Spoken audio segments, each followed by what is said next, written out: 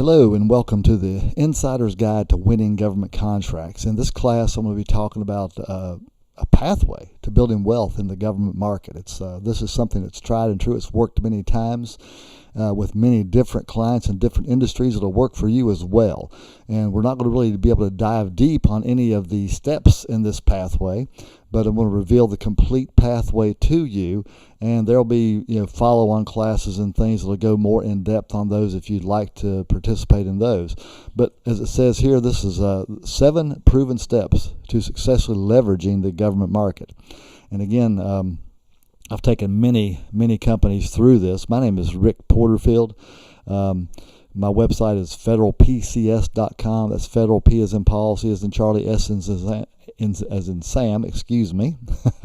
federalpcs.com, and you can find more information about me there. But I'm glad you joined me today, and let's proceed. Why sell to the government? That's a big question. A lot of people hear horror stories. There's all this red tape. Why would I want to sell to the government? It's bureaucratic and things like this. And there is some of that. But the thing is, and I want to show you, we're talking about a pathway to building wealth in the government market. And as business people, as entrepreneurs, we all want to build wealth. That's part of what we're doing. We want to build it for our families so we can do meaningful things for other people, generations to come, our children and grandchildren, etc. We just want to be a help in those areas. We want to be a success. We're just driven that way as business people and entrepreneurs. And one of the things about selling to the government is it's the right path. Statistics show this. I'm going to look at each of these a little bit more. But statistics do bear this out. Experience shows this. And when I say experience, I'm talking about my personal experience and the experience of clients that I've worked with, many clients that I've worked with. They've all had the same experience, that it's the right path to building wealth, the right path to growing their business. And also just common sense shows this. So again, I want to look at these briefly in a little bit more depth. Okay, the first one I mentioned is that statistics show that it's the right path. There are over 30 million small businesses in the United States. That's a lot. Okay, that's a lot. But out of those 30 million small businesses, let me just talk about that just a little bit more. 30 million small businesses. That's a lot of competition, a lot of potential competition anyway, depending on the industry you're in, depending on what you're doing. So a lot of competition. So we want to differentiate ourselves among the 30 million, obviously. And some of what I'm going to talk about today is how you can do that in the government market. But like it says here, again, we're talking about statistics showing us that the government is the right path for growing our business. Okay. So look at this. Of the 30 million small businesses in the United States, only 2 of those in 50 will ever hit $1 million in annual revenue. Okay, again, only 2 in 50, so about 1 out of every 25 is ever going to hit $1 million in annual sales. That's fairly long odds. I mean, it's will I be one of the 2 in 50? I don't know. Hopefully, if I work hard enough, I will. But look at this. Statistics show that of the small businesses that target the government as a client, make a serious attempt and have a plan and a purpose for doing business with the government, of companies that do that, 24 in 50, okay, will hit $1 million or more in annual sales. Statistics bear this out. Okay, that means you go from having a 4% chance to ever hitting $1 million in annual sales. 2 in 50 would be 4%. That means you go from that to having a 48% chance, almost a 50% chance to hit $1 million in annual sales. Folks, that's significant. That's too significant to ignore, okay? And I want to encourage you not to ignore it. And really pursuing the government market, statistics bear this out right here. It's a millionaire maker. It really helps with the growth of your small business. It really can help with the growth of your small business. So I just want you to see that and realize just what a benefit the government market can be. Again, we're showing why do business with the government. Why should you want to do this? And the point I'm making is it's the right path, and statistics show this. Okay, let's look at some more things here.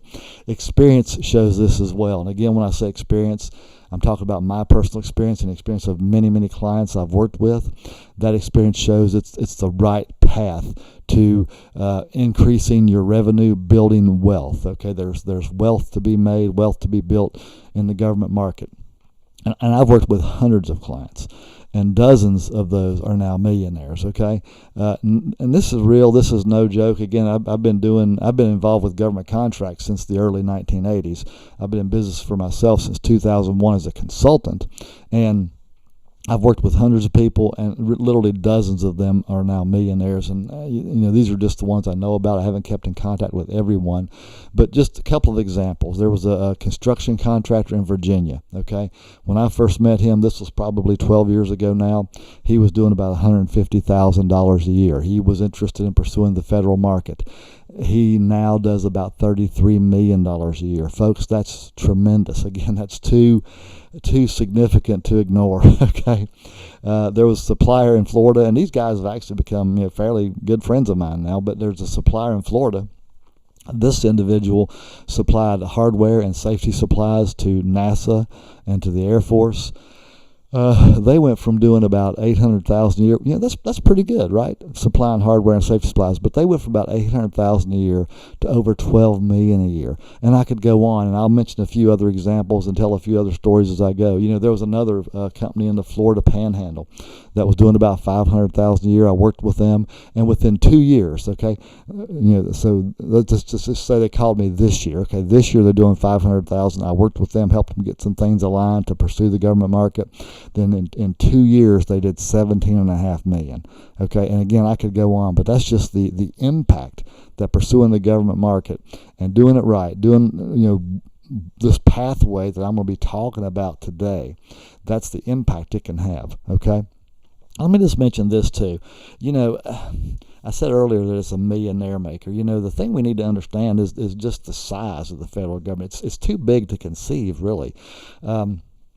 In our heads. Let me just give you an example. The federal government spends about $500 billion a year on goods and services, okay? That's just on goods and services. The total spending of the government is about $4.45 trillion, but they spend about $500 billion just on goods and services.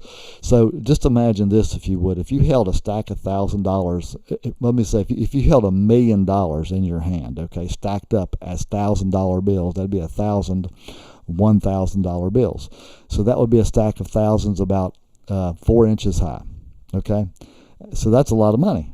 But $500 billion, actually I think it's about $525 billion, that would be a stack of $1,000 bills about 80 miles high. That's the difference. It's just huge. It's tremendous. And I mentioned earlier, total government spending is about $4.45 trillion. That's huge. The Department of Defense spends about $1.1 trillion a year. The Department of Veterans Affairs spends $216 billion. The Department of Agriculture spends $204 billion. Homeland Security spends $91 billion. The GSA, General Services Administration, spends over $27 billion. The Corps of Engineers spends over $24 billion. Positioning your business to supply just a tiny fraction of that can be very rewarding. Okay, so let's keep pressing ahead here. As I'm thinking about this, I keep thinking of other examples. There was another company in Arkansas. They were a services provider. They went from about $650,000 a year to over $17 million. Just thinking about these companies I've worked with, that was a woman-owned business in that case.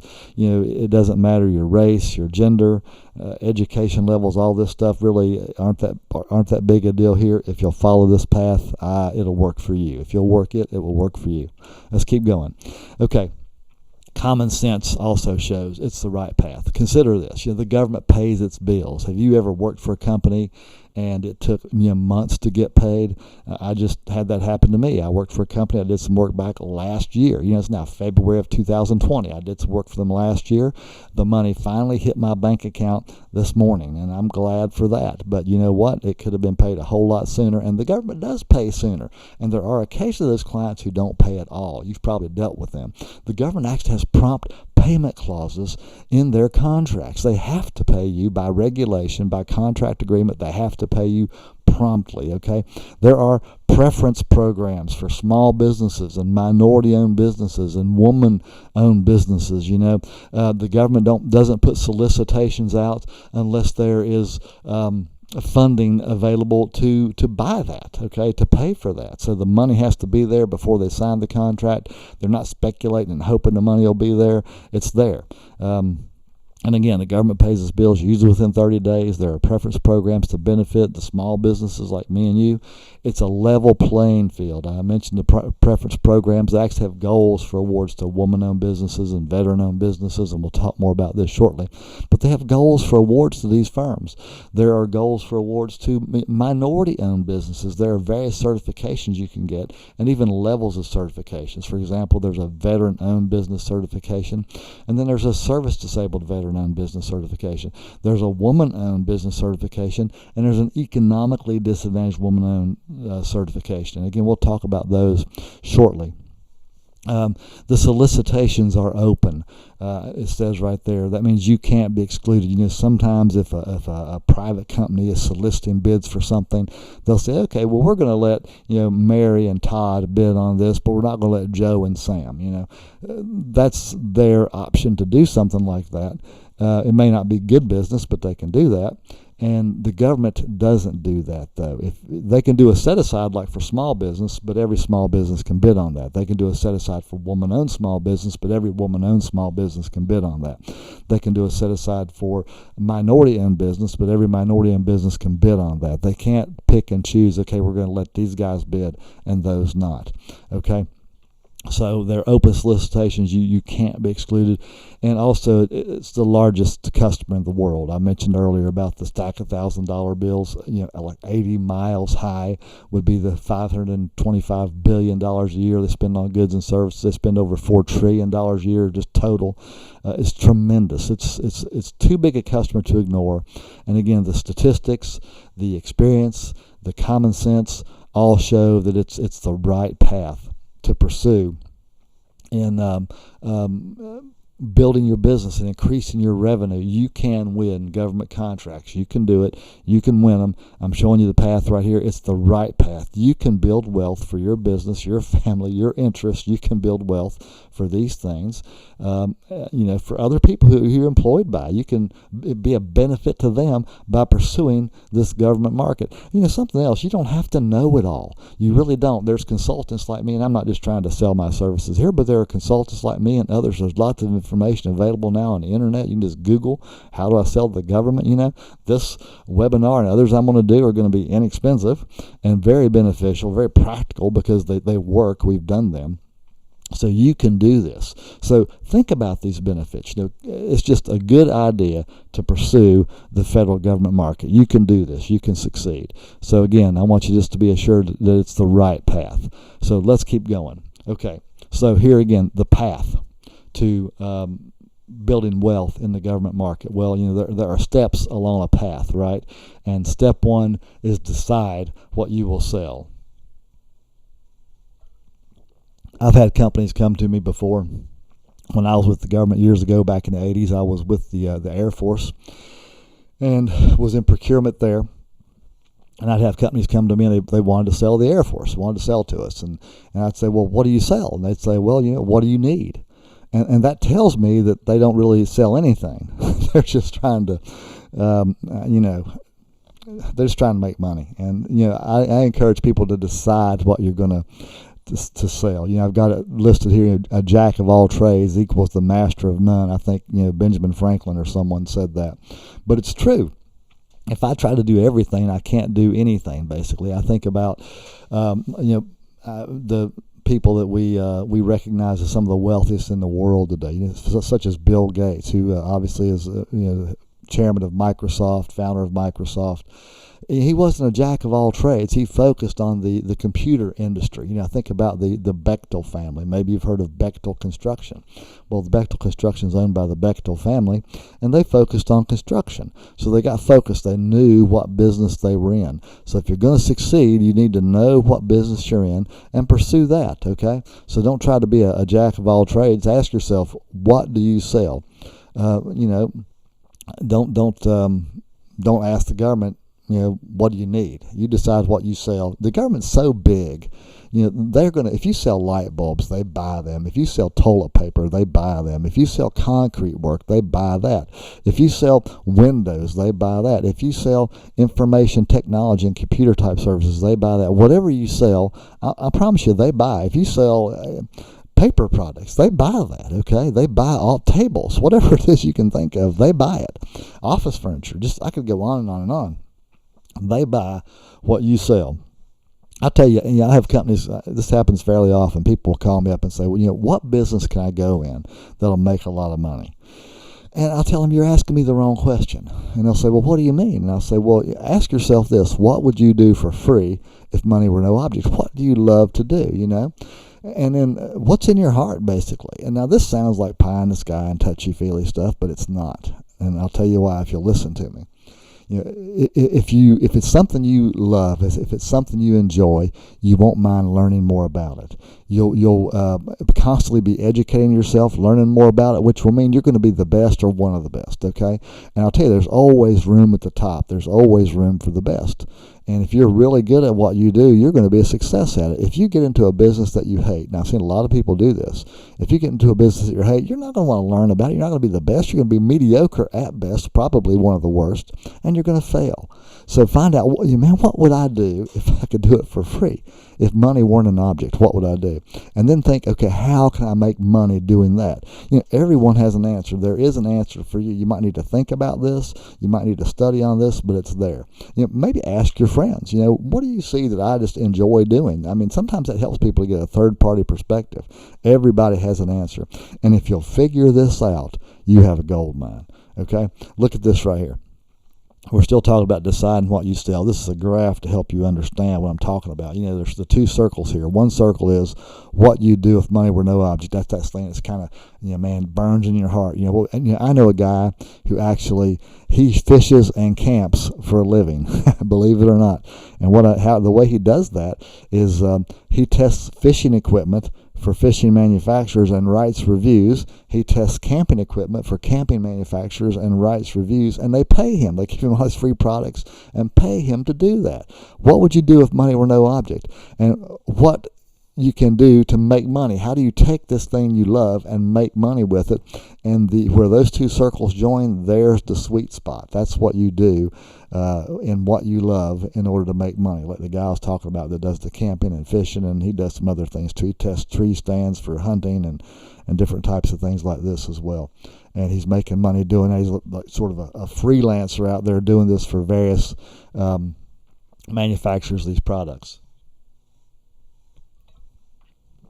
Okay, moving along now.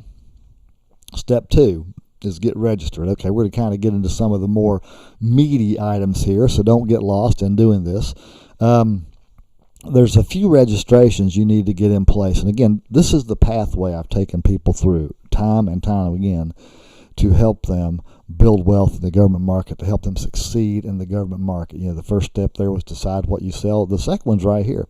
Get registered. There are 3 important registrations you're going to need. Okay, the first one is to register with Dun & Bradstreet to get a DUNS number. Okay, it's, Dun & Bradstreet's a company that provides this DUNS number. That's kind of like a social security number for your business. Pretty much every proposal you submit to the government, you're going to put this DUNS number on there. These other 2 registrations you're going to do, you're going to need that DUNS number. You're going to need to put it in there. And the website to go to register to get a DUNS number is shown here on the screen, www.dnb.com/duns-number.html. So make a note of that that web address and go there. And it's common sense. I mean, you launched a business, you started a business, you can figure out how to register for that DUNS number. You can do that. You don't really need to pay somebody to do that for you. I mean, if you need to pay somebody to do that for you, I'll be glad to help you, but I believe you can probably do it without that. Okay. The next registration you're going to need is to register with SAM.gov. SAM is an acronym. It stands for System for Award Management, SAM. And the website for it is www.sam.gov. So go there. After you get your DUNS number, okay, you have to get your DUNS number first. Then go to SAM and you'll plug your DUNS number in. It'll find your business, your basic information that you use to register and get your DUNS number, and you will track it from there. And just go through the different steps. There's several screens. Go through those steps. Get your business registered. And it's a little bit of a tedious process if you're not familiar with it. I can register a company in SAM in probably an hour or less, okay? Just because I'm familiar with it and know what I'm looking at. If it's the first time, if you haven't done it before and aren't familiar, it's going to take more time. But you know what? It's not a bad thing to take that time, because you're going to learn more about government contracts and more about government contracting and what they're looking for and what some of their requirements and clauses are as you go through those pages. So it's beneficial for you to do this, especially if you're the person in your company who's going to be kind of the front person, so to speak, dealing with the government. It's good for you to have done that SAM registration. Again, I'm happy to do it. I do it for lots of companies, but it's beneficial, I believe, for you to know what's in that SAM registration. And finally, there's a third registration, and again, there's the web address. Let me just back up just a second. SAM.gov is how you go and do your SAM registration. So go there, and the web page will show you. You click here to register, etc., and you just do that and follow the prompts. It's fairly easy to do. A third registration you're going to want to get is the SBA's. The SBA is the Small Business Administration. The Small Business Administration. And they have this DSBS. That's the Dynamic Small Business Search, okay? And there's actually a link to this at the end of the SAM registration.